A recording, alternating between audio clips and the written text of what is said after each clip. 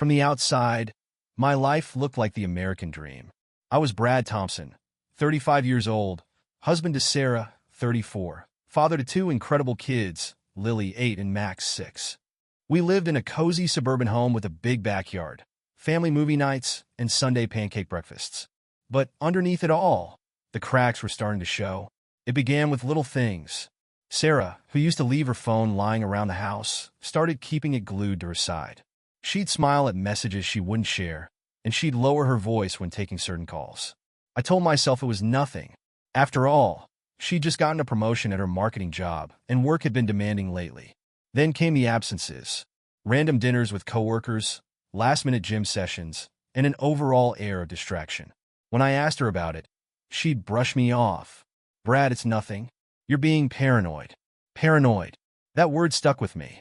I wanted to believe her, but the unease wouldn't go away. Then, last week, I was cleaning out Sarah's car to surprise her. She'd mentioned wanting it detailed, but hadn't found the time. That's when I found it, a lipstick-stained napkin with a name and a phone number scribbled on it. Ryan W. I held the napkin like it was radioactive, my pulse racing. Maybe it was a client or a coworker.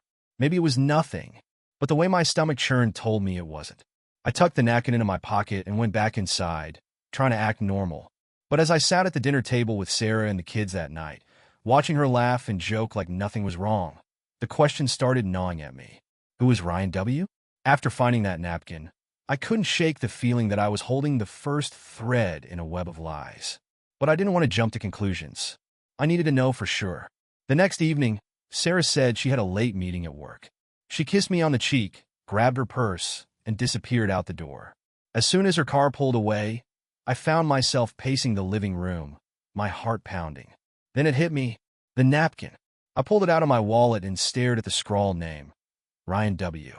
With shaking hands, I grabbed my phone and opened Google. A few searches later, I had a possible hit, a Ryan Walters, who worked as a regional manager for a logistics company downtown. His LinkedIn profile picture showed a slick-looking guy in his late 30s with a perfect smile and hair that probably took 45 minutes to style every morning. My stomach sank. Sarah's office had partnered with that company last year. But it wasn't enough. Maybe he was just a colleague. Maybe I was overreacting. Then I checked our credit card statement. Scrolling through the charges, most of it looked normal: groceries, gas, Amazon orders. But then something caught my eye. 2 separate charges from an upscale Italian restaurant downtown. One was from last week. The other, 3 days before that. Sarah hated Italian food. I sat there staring at the screen, my mind racing. Italian restaurants. A lipstick-stained napkin. Late nights at the office. It all lined up, but I still didn't want to believe it. The next day, I decided to test her. When she got home from work, I asked her how her meeting went. She smiled, breezy as ever. Boring. Just a lot of budget talk. Where'd you guys meet? I pressed, trying to keep my voice casual. Oh, just in the office conference room, she said, flipping through the mail. Not even a blink. I nodded, forcing a smile. Cool. Did you grab dinner? She hesitated for half a second. No, just some snacks they had there. Why? Why? Because you're lying to me, I thought, my jaw tightening. Just curious, I said, pretending to focus on the TV. That night, I couldn't sleep. I stared at the ceiling, the evidence swirling in my head. The napkin, the restaurant charges, her nonchalant lies. I wanted to wake her up and demand answers, but I wasn't ready. I needed more proof. 2 days later, I got it. I'd installed a Find My Phone app on her phone years ago when she kept losing it in the house. She didn't even know it was still active. That Friday, when she claimed she was heading to the gym after work, I opened the app. Her phone wasn't at the gym. It was at the same Italian restaurant. I sat in my car, gripping the steering wheel so tightly my knuckles turned white. I was parked 2 blocks from the restaurant, staring at the glowing map on my phone that confirmed Sarah was inside. My heart pounded as a million scenarios ran through my mind. Maybe she was with coworkers. Maybe this was just a misunderstanding. Or maybe I didn't want to finish the thought. But I couldn't leave it alone either. Before I knew it, I was walking toward the restaurant, my feet moving faster than my brain. The sound of my heartbeat drowned out everything else as I stepped through the glass doors into the warm, candlelit space. And then I saw her. She was sitting in a corner booth, laughing at something the man across from her had said. His smile was slick, his hand resting casually on the table, just close enough to hers to feel intimate. Ryan Walters. I froze, torn between rage and disbelief. For a moment, I thought about storming over and flipping the table. Instead, I turned and walked back outside, needing air before I did something stupid. By the time I got home, I calmed down enough to think. Barely. Sarah wasn't home yet, and when she finally walked in the door 2 hours later, I was waiting for her in the kitchen. Hey, how was the gym? I asked, forcing my voice to sound neutral. She hesitated for a fraction of a second. Good. Just ran on the treadmill for a while. I nodded, swallowing the knot of anger rising in my throat. Huh, that's funny, because your phone says you were at Cielo's Italian restaurant. Her face drained of color. What? Don't, I said, cutting her off. I know you were there, Sarah. I know who you were with. So don't bother lying. For a moment, she didn't say anything. Her mouth opened like she was about to deny it. But then she seemed to realize there was no point. She sighed, running a hand through her hair. It's not what you think, she said. I laughed bitterly. It never is. Go ahead. Tell me how having dinner with some guy isn't what it looks like. Ryan is just a friend, she said quickly. We worked together, and we were going over some campaign ideas. That's it, right? I said, my voice sharp. Because friends meet in candlelit restaurants and send each other lipstick-covered napkins. Her eyes widened. She hadn't realized I'd found that yet. Brad, it's not like that, she pleaded. I promise it's just dinner. I was going to tell you, but I knew you'd react like this. I stared at her, feeling my heart break in real time. You don't even realize how insulting that is, do you? I wouldn't be reacting if you hadn't lied to me in the first place. I wasn't lying, she insisted. I just didn't tell you because it wasn't a big deal. I shook my head, trying to process her audacity. Sarah, you've been sneaking around behind my back for weeks, maybe months. You've lied about where you've been, who you've been with, and what you've been doing. And you're telling me it's not a big deal? Her face crumpled, and she started crying. I was lonely, Brad. You're always so busy with work and the kids, and I needed someone to talk to. Someone who noticed me. I wanted to feel sympathy. I wanted to believe her tears were real. But all I could feel was anger. You needed someone to notice you? I said, my voice cold. So, instead of talking to your husband, you turned to another man? Do you have any idea what you've done to us? To this family. She reached out for me, but I stepped back. Brad, please. I'll stop seeing him. I swear.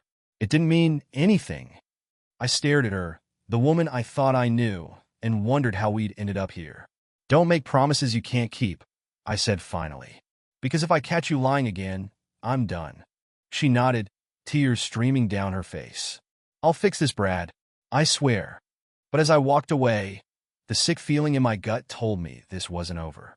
The days after the confrontation were a blur of tension and half-hearted efforts to return to normalcy.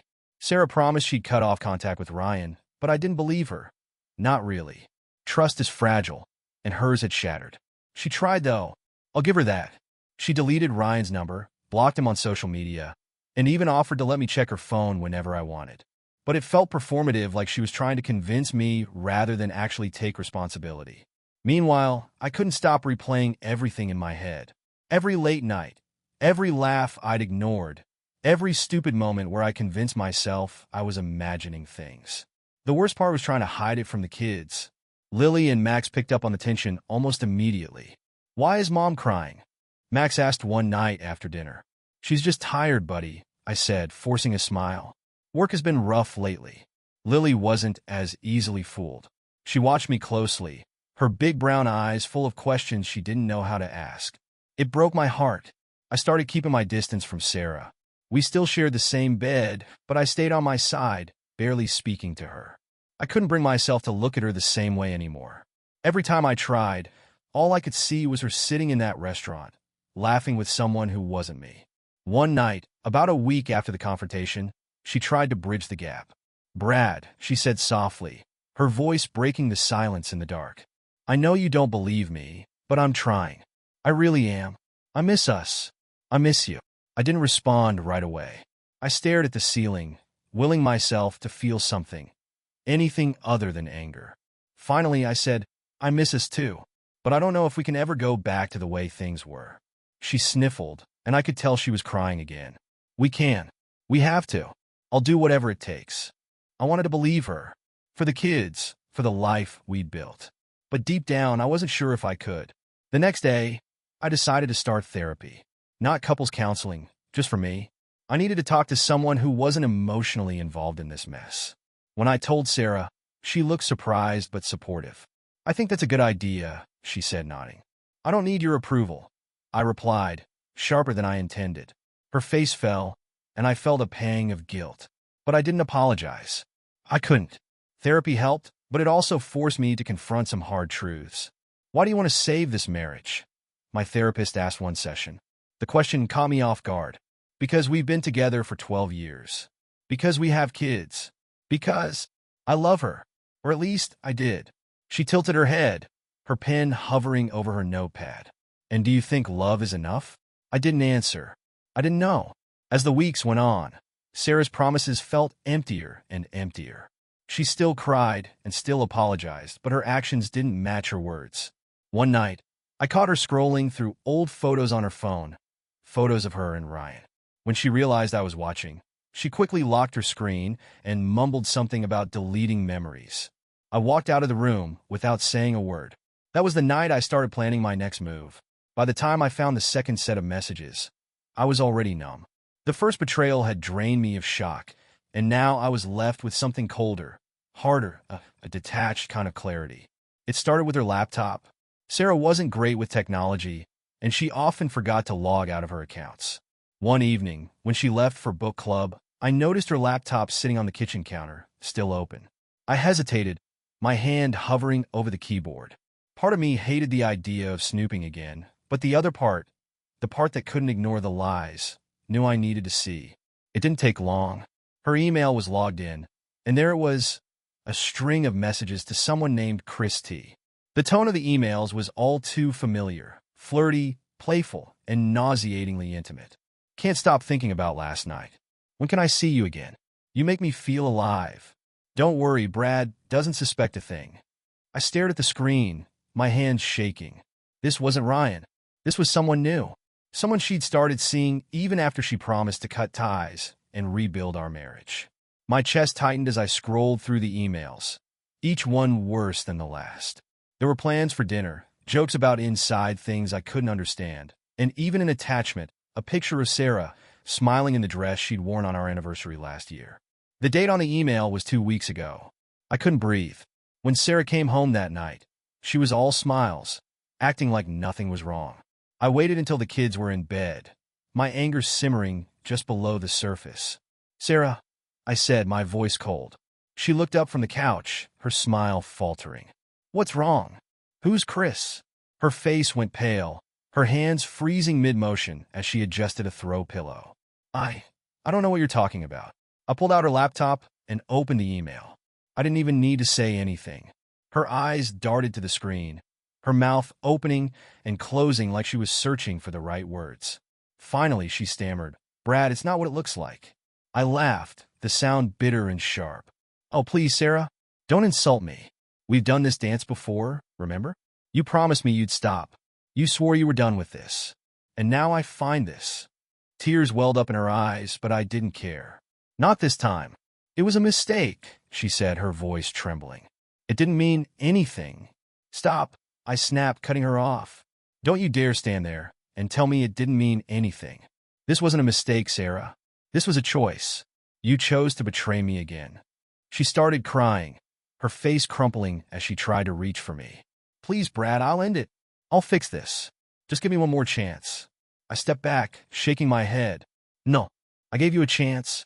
I gave you every chance, and you threw it away.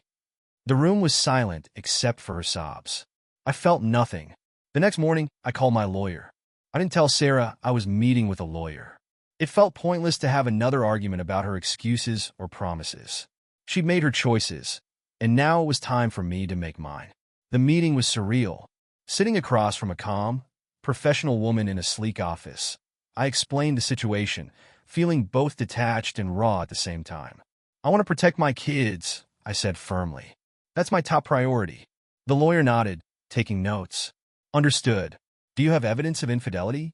I thought about the emails, the credit card charges, and the tracking app plenty. Good, she said. That will help. Depending on your state, Adultery can factor into custody arrangements and asset division. Are you ready to proceed? I hesitated. Was I ready? No, but I couldn't live like this anymore. Yes, I said, my voice steady. When I got home that evening, Sarah was in the kitchen making dinner. She smiled at me like nothing was wrong, like she hadn't just been caught cheating again. We're having tacos, she said cheerfully. Lily asked for extra guacamole. I stared at her, amazed at how normal she could act. It was like she was trying to pretend everything was fine, that our family wasn't falling apart. After the kids went to bed, I pulled out the papers my lawyer had prepared. Sarah, we need to talk, I said, my voice calm. She turned to me, her face falling when she saw the envelope in my hand. What is that? Divorce papers. Her eyes widened, and she shook her head. No, Brad, we don't need to do this. We can fix this. We can't, I interrupted. You made sure of that. You lied, you cheated, and you broke every promise you made to me. I can't keep pretending this marriage is salvageable. Tears welled up in her eyes as she grabbed the papers, flipping through them. You're serious?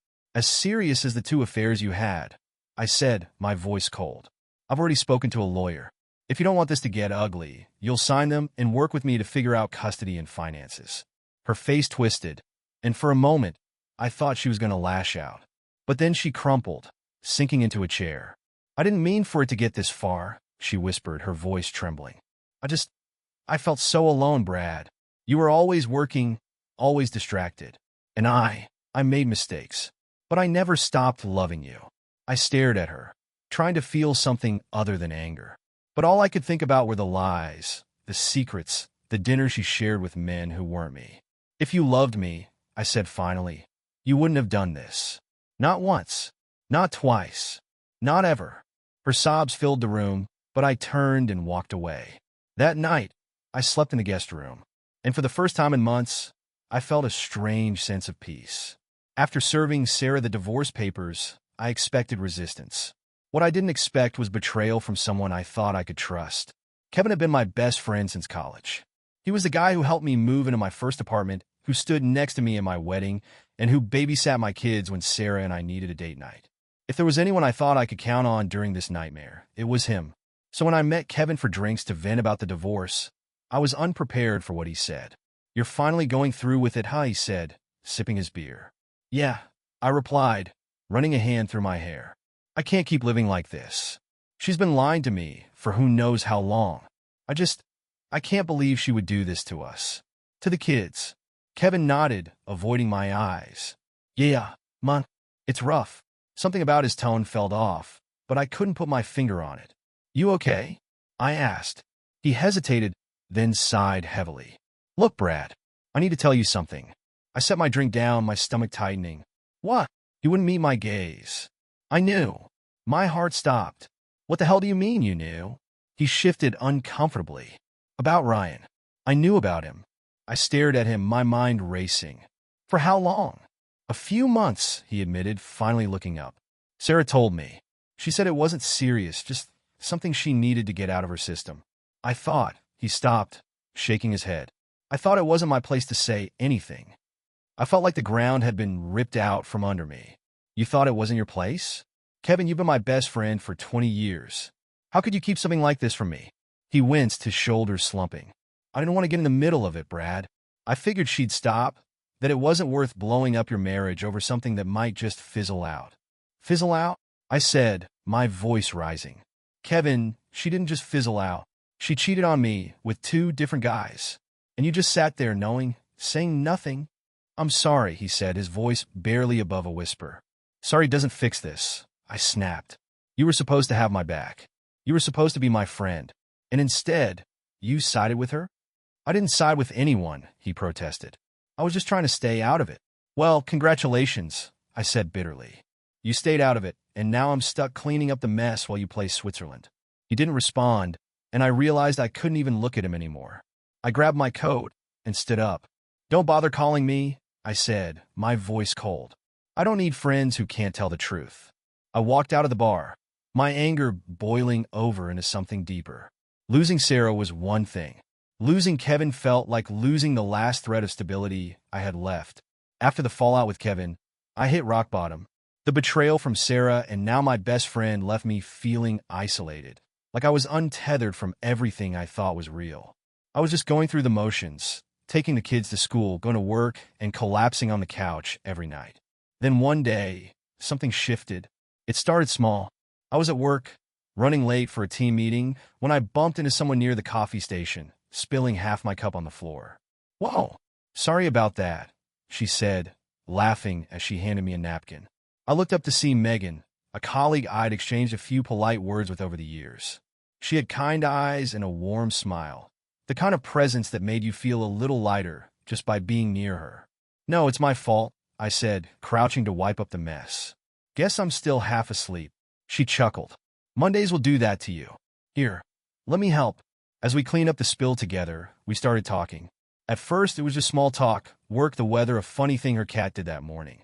But before I knew it, we were both laughing, and for the first time in weeks, I felt a flicker of something I thought I'd lost: connection. After that, we started bumping into each other more often. She'd swing by my desk with a new coffee she'd discovered, or I'd find myself wandering past her office just to say hi. It wasn't much, but it was enough to remind me that life didn't have to feel so heavy all the time.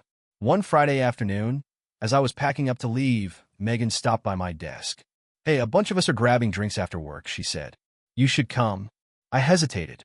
Socializing wasn't exactly my thing right now, but something about her invitation made it hard to say no. "Sure," I said finally. The bar was crowded and loud, but Megan stayed close, making sure I didn't feel out of place. We talked more that night than we ever had at work, sharing stories about our families, our jobs, and the things we wished we'd done differently in life. At one point, she asked, "So, how are things at home?" I froze, unsure how much I wanted to share, but something about her felt safe. "Complicated," I said finally. She nodded, her expression softening. "If you ever need to talk, I'm a great listener." "No pressure, though." "Thanks," I said, feeling a strange mix of gratitude and guilt. When I got home that night, I couldn't stop thinking about her. Not in a romantic way, at least not yet, but as a reminder that maybe I wasn't as alone as I thought. Over the next few weeks, Megan became a small but steady presence in my life.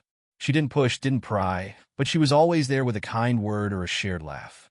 And slowly, I started to feel like myself again. Just as life started to feel a little less suffocating, Sarah threw another wrench into everything. It was a Wednesday evening, and I'd just finished helping Lily with her math homework when Sarah cornered me in the kitchen. She was holding a glass of wine, her eyes sharp and calculating in a way I hadn't seen before. "We need to talk," she said, her voice low. "About what?" I asked warily. "The divorce," she said, setting her glass down with a deliberate clink. "I've been thinking, if you push this through, I'll have no choice but to go for full custody of the kids." I froze, her words hitting me like a punch to the gut. "Full custody? Are you kidding me, Sarah? After everything you've done?" She shrugged, her expression cool. "I'm their mother, Brad. They need stability, and let's be honest, you've been distracted lately. Always working late, barely spending time with them. A judge will see that." Anger surged through me. "You're really going to use the kids against me? After you're the one who destroyed this marriage?" Her calm facade cracked for a moment, a flicker of uncertainty crossing her face. But she recovered quickly, leaning against the counter like she had all the power in the world. "I'm not trying to be the bad guy here," she said. "I'm just saying you should think carefully before pushing me into a corner. We can still make this amicable, Brad. But if you want to fight, I'll fight." I clenched my fists, every muscle in my body screaming at me to lash out. But I forced myself to stay calm, knowing that losing my temper would only give her ammunition. "I'm not afraid of you," I said evenly. "And if you think any judge is going to hand you full custody after what you've done, you're delusional." She laughed bitterly. "You think airing my dirty laundry in court is going to win you points? Newsflash, Brad. Judges don't care about affairs. They care about who's the better parent." "I'm the better parent," I snapped. "At least I'm not out sneaking around with other men while my kids are asleep upstairs." Her face hardened, and for a moment, I thought she might throw her wine glass at me. But instead, she grabbed her phone and stormed out of the room, leaving me standing there seething. That night, I couldn't sleep. The thought of Sarah trying to take Lily and Max away from me was unbearable. I'd been angry before, but this was war. The next day, I met with my lawyer again, laying everything out on the table. She's threatening to go for full custody, I said, my voice shaking with rage. What can we do to stop her? My lawyer nodded calmly, jotting down notes. We'll need to gather evidence to demonstrate your role as a present and capable father. Document everything: school drop-offs, extracurriculars, time spent with the kids. The more we can show that you're an active parent, the better. And Sarah? I asked. She hesitated for a moment before answering. If she wants to play dirty, we'll be ready. But be careful, Brad. Custody battles can get ugly, and the kids will feel it. I nodded, my resolve hardening. I'll do whatever it takes to protect them. That night, as I tucked Lily and Max in a bed, I couldn't help but feel a surge of determination. Sarah might think she held all the cards, but she didn't know who she was dealing with. 2 weeks after Sarah's custody threat, I discovered something that changed everything. I was reviewing some financial documents with my lawyer, ensuring everything was in order for the divorce proceedings. As we combed through our joint accounts, a peculiar entry caught my attention.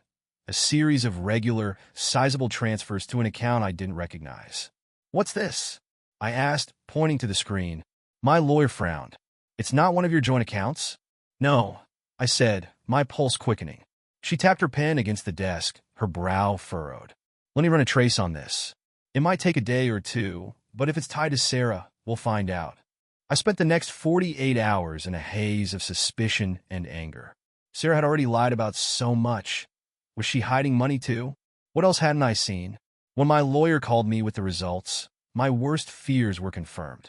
It's a personal account in Sarah's name, she said. Looks like she's been funneling money into it for years. The balance is substantial, well over $60,000. My stomach dropped. 60,000? Where had she even gotten that much? She's been skimming from our joint accounts, I muttered, realization dawning. That's my guess, my lawyer said. This could work in your favor, though. If she's been diverting marital assets without your knowledge, we can argue financial misconduct in court. I thanked her and hung up, the phone trembling in my hand. That night, I confronted Sarah. She was sitting on the couch, scrolling through her phone, when I dropped a printed copy of the account statement in her lap. What's this? I asked coldly. She glanced at the paper, her face paling. Where did you get this? That doesn't matter, I said, my voice like ice. What matters is that you've been hiding money from me, our money, for years. Care to explain? She stood up, clutching the paper like it was incriminating evidence. It's not what it looks like. Oh, really? I said, crossing my arms. Because it looks like you've been stealing from me and the kids while lying about everything else in our lives. Her eyes darted around the room as if searching for an escape. I was just saving up, she stammered. For emergencies. Emergencies? I barked. You've been funneling tens of thousands of dollars into a secret account, and you think I'm going to buy that excuse? What were you planning, Sarah? To run off with it? To fund your next fling? Her face twisted with anger, and she finally snapped. You don't get it, Brad. I had to have something for myself. You've always controlled everything, the money, the decisions, the family. I needed an out, just in case. Her words hit me like a slap. An out? I repeated, my voice trembling with rage. So, this has been your plan all along? To leave me and take the kids and the money? She didn't answer, and her silence told me everything I needed to know. I turned and walked away, my mind spinning. This wasn't just about infidelity anymore. This was betrayal on a level I hadn't even considered. The next morning, I met with my lawyer again, this time armed with the evidence. We'll use this, she said, her voice firm. If she's been hiding assets, it'll undermine her case for custody. Judges don't look kindly on financial deception. For the first time in weeks, I felt like the scales were tipping back in my favor. Sarah thought she had all the power, but she just handed me the upper hand. The secret bank account changed everything. For the first time since this nightmare began, I felt like I wasn't just reacting to Sarah's lies. I was taking control. My lawyer filed motions to expose the financial misconduct. Meanwhile, I documented everything. The hidden account, the emails with Ryan and Chris, the details of her absence from the kids' lives while she carried on her affairs. Sarah, oblivious to what I'd uncovered, continued her charade of being the wounded party. She still cried when we spoke about the divorce, still tried to paint herself as the victim of a husband who just didn't understand. But I saw through it. Then came the day we were due to meet with the mediator. Sarah walked into the room with her lawyer, her expression carefully neutral, but I could see the cracks beneath the surface. The mediator began with the usual questions, asking about custody preferences and financial arrangements. Sarah wasted no time pushing her narrative. "I believe the kids should live primarily with me," she said, her voice measured. "Brad's a great father, but his job keeps him busy. Stability is important for Lily and Max, and I've always been the primary caregiver." I clenched my jaw but stayed silent, waiting for my turn. "And what about finances?" the mediator asked. "We'll split things equitably," Sarah said quickly. "But I'd like to request additional support to ensure the kids maintain their standard of living." That was my cue. I leaned forward, my voice calm but firm. "Before we discuss finances, I think it's important to address something." Sarah glanced at me, a flicker of unease crossing her face. I slid a folder across the table to the mediator. "This contains evidence that Sarah has been funneling money from our joint accounts into a private account without my knowledge. Over $60,000, to be exact." Sarah's face drained of color. The mediator opened the folder, scanning the documents. "This is serious," she said, her tone shifting. Sarah's lawyer leaned in, whispering urgently, but Sarah cut her off. "That money was for emergencies," she blurted out. "Funny," I said, my voice sharp, "because it looks like it was for funding your escape plan. Or maybe covering your tracks with Ryan and Chris." The room fell silent. Sarah's lawyer shifted uncomfortably, clearly unprepared for this. The mediator cleared her throat. "Sarah, this is significant. Financial misconduct can have serious implications for both asset division and custody arrangements." I didn't mean to," Sarah stammered, her composure crumbling. I stayed quiet, letting her flounder. For once, she didn't have control of the narrative. By the end of the session, it was clear that Sarah's position had weakened. The mediator recommended a forensic accountant to investigate further, and my lawyer wasted no time pushing for a court hearing to address the hidden funds. At home, Sarah tried to confront me, but I didn't give her the satisfaction. "You brought this on yourself," I said coldly. "You thought you could manipulate me, manipulate the system, and come out on top. But I'm done playing by your rules." She cried, of course. She always did. But this time I didn't care. That night, I tucked Lily and Max in a bed, feeling a small sense of triumph. The fight wasn't over, but for the first time I felt like I had a real chance to win. Not just for myself, but for them. As the legal battle escalated, the fallout inevitably seeped into the lives of Lily and Max. I tried so hard to shield them from the tension, but kids are smarter than we give them credit for. They could feel the shift in our home, and it broke my heart. One evening, while I was helping Lily with her science project, she put her pencil down and looked at me, her little face serious. "Dad, are you and Mom getting a divorce?" Her words felt like a punch to the gut. I froze, the half-assembled paper volcano in front of us forgotten. "Why would you ask that, sweetie?" She shrugged, fidgeting with the edge of her notebook. "You and Mom don't talk anymore, and she cries a lot. Max says it's because you're mad at her." I sighed, trying to gather my thoughts. "Lily, sometimes grown-ups have problems that are hard to fix. Your mom and I love you and Max more than anything, but things between us, they've been tough lately." Her eyes filled with tears. "Are you going to leave us?" I pulled her into a hug, my own throat tightening. "Never," I said firmly. "No matter what happens between me and Mom, we'll both always be here for you. I promise." But I knew that promise wouldn't erase her fears. Max took it differently. He was quieter, but his behavior started to change. He acted out at school, refusing to follow directions, and his teacher called me to discuss his sudden shift in attitude. "It's not like him," she said. "Max is usually so cheerful and cooperative. Is everything okay at home?" I wanted to lie, to protect him from the truth, but I couldn't. "We're going through some family stuff," I admitted. "I'll talk to him." That night, after Max had calmed down from a tantrum over bedtime, I sat down on the edge of his bed. "Hey, buddy," I said gently. "What's been going on at school? Your teacher says you've been having a tough time." He stared at the ceiling, his little fists gripping the blanket. "Why can't you and Mom just stop fighting?" The words hit me harder than I expected. "It's not that simple, Max," I said, my voice soft. "Sometimes grown-ups don't agree on things, and it can make them really upset. But that doesn't mean we don't love you." He rolled over, his back to me. "I just want things to go back to normal." I sat there for a while, stroking his hair until he fell asleep. His words echoed in my mind long after I left the room. The guilt was overwhelming. No matter how much I hated what Sarah had done, I couldn't escape the feeling that I was failing my kids by dragging them through this. They didn't deserve any of it.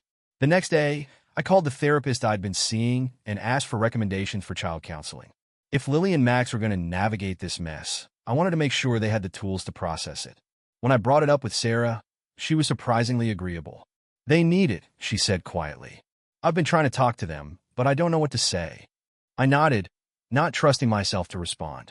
It was one of the first moments of genuine remorse I'd seen from her, but it didn't change the damage that had already been done. As the weeks went on, I made it my mission to be present for Lily and Max in every way I could. I showed up to every soccer game, helped with every school project, and made sure they knew they were loved, even if their world felt like it was falling apart. But their sadness lingered, and it was a constant reminder of just how high the stakes were. The final break came on a night that started out deceptively normal. I was sitting on the couch, flipping through the channels when Sarah came downstairs. She was dressed up, hair done, makeup flawless, wearing a sleek black dress that I hadn't seen in years. Going somewhere? I asked, my tone flat. I'm meeting some friends for dinner, she said, avoiding my gaze. I stared at her, the pieces falling into place faster than I could stop them. Which friends? She hesitated, her hand tightening on the strap of her purse. You don't know them. I laughed bitterly. You're really going to do this again? After everything? She froze, guilt flashing across her face. It's not what you think. Of course it isn't, I said, standing up. Because what I think is that you're about to sneak off to see Ryan, or Chris, or some other guy whose name I haven't discovered yet. Tell me I'm wrong, Sarah. Her silence said it all. I can't believe you, I said, my voice shaking with anger. I gave you every chance to fix this. I tried to save this marriage for the kids, for us, and you. I stopped, the words catching in my throat. It's not like that, she said desperately. It's just inner. I needed to get out, to clear my head. Stop lying to me, I shouted, my voice echoing through the house. She flinched, but her expression hardened. I'm not lying, Brad. But maybe if you'd been more present, if you'd noticed me before all this, we wouldn't be here. I stared at her, my anger replaced by a cold, bitter clarity. You're unbelievable, I said quietly. You've been cheating on me for months, hiding money, lying to our kids, and somehow you still think this is my fault. She didn't respond. She just stood there, clutching her purse like it was a lifeline. Go, I said finally, my voice trembling. Go have your dinner, or your affair, or whatever it is you're really doing. But don't come back here expecting things to stay the same. We're done, Sarah. For good this time. Her face crumpled, and for a moment, I thought she might stay and try to salvage the conversation. But then she turned and walked out the door, slamming it behind her. I stood there in the silence, my hands shaking. It felt like a weight had been lifted, but at the same time, I couldn't ignore the ache in my chest. When Sarah came back hours later, I was sitting at the kitchen table, the divorce papers in front of me. You're not fighting this anymore, I said as she walked in. Sign the papers, or we go to court, and I'll make sure everyone knows exactly who you are. Her face was pale, her eyes wide with fear. She didn't argue. The next day, I called my lawyer and told her to proceed with everything. Custody, finances, the works. I wasn't going to let Sarah take another thing from me. Not my kids, not my dignity, and not my future. The weeks after Sarah signed the divorce papers felt like standing in the middle of a storm that had finally passed. The chaos was over, but the wreckage was everywhere. I moved into a small apartment on the other side of town, close enough to the kids' school to make pickups and drop-offs easy. The place wasn't much, just 2 bedrooms and a modest living room. But it was mine. It was quiet, peaceful. Lily and Max stayed with me every other week. They adjusted quickly to the new routine, though I could see the sadness lingering behind their smiles. I tried to make their time with me as fun and normal as possible. Movie nights, baking cookies, playing board games, but I knew there were things I couldn't fix. For the first time in years, I had to figure out who I was outside of my marriage. Work became my anchor. I threw myself into projects, stayed late at the office, and volunteered for anything that would keep my mind occupied. Megan was a steady presence, always checking in and offering a kind word. Hey, how are things going with the kids? She asked one afternoon as we grabbed coffee.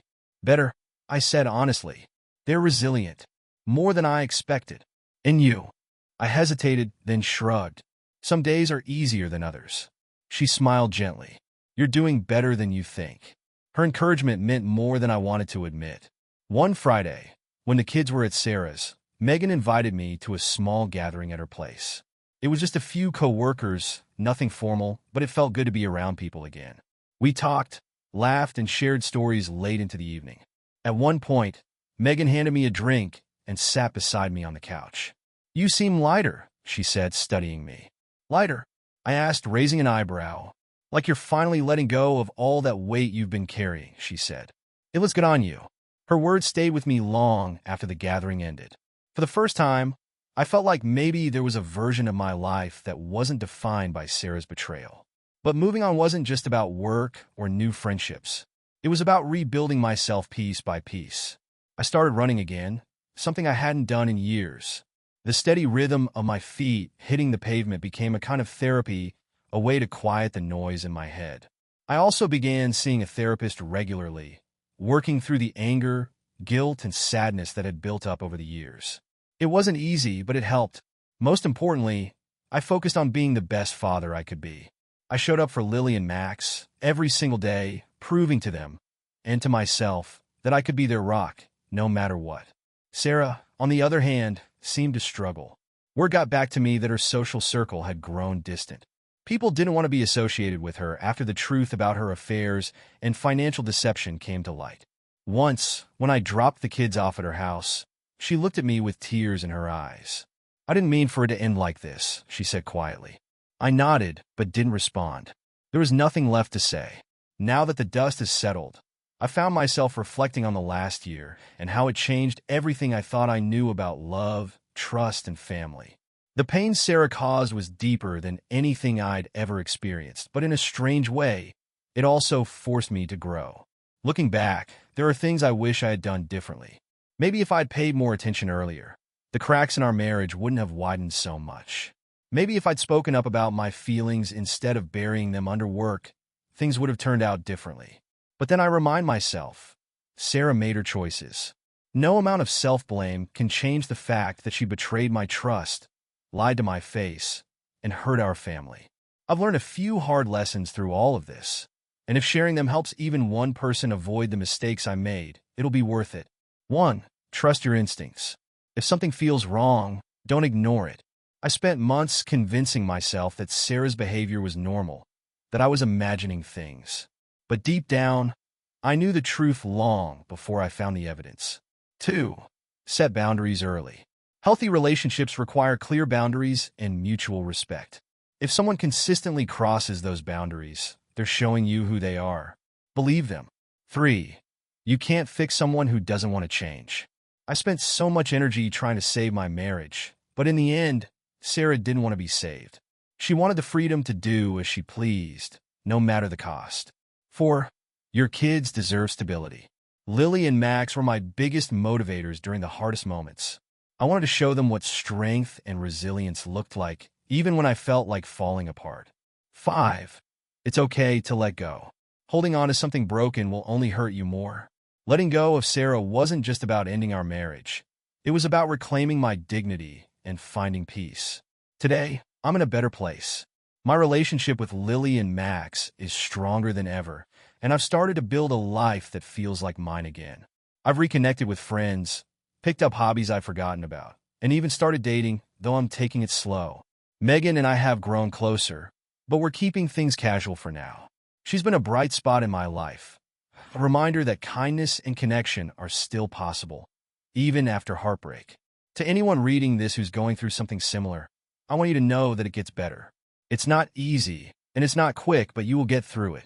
Trust yourself, protect your heart, and don't settle for less than you deserve.